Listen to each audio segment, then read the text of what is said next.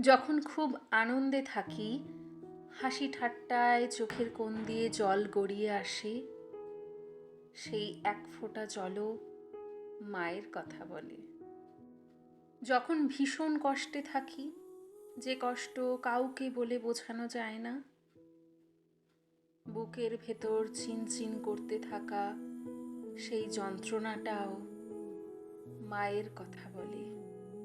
সামান্য চোট পেলে বা ভীষণ অসুস্থ হলে সেই অসুস্থ শরীরখানাও মায়ের কথা বলে।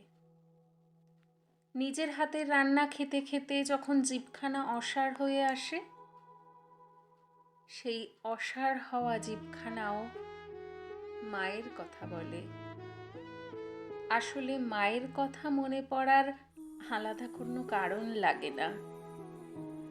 কারণে অকারণে সব সময় যাকে মনে পড়ে সেই তো মা।